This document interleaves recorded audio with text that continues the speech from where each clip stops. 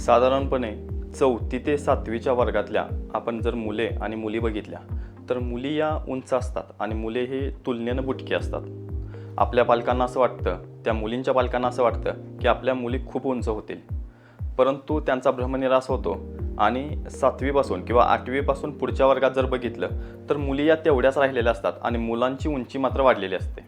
हे असं का होतं? तर मित्रांनो, मुलींच्यामध्ये किंवा स्त्रियांच्यामध्ये पुरुषांच्यापेक्षा 2 आशय जास्त असतात. एक स्तन्याशय आणि दुसरं गर्भाशय.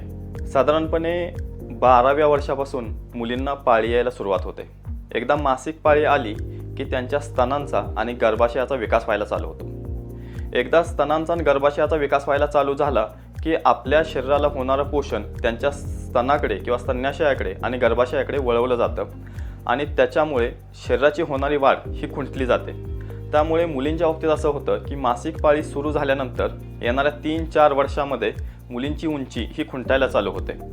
त्यामुळं आम्ही नेहमी मुलींच्या पालकांना अशी विनंती करतो की मुलींच्या बाबतीत तुम्ही लवकरात लवकर उंचीची औषधं चालू करावीत की जेणेकरून तुमच्या मुलीला फायदा होईल.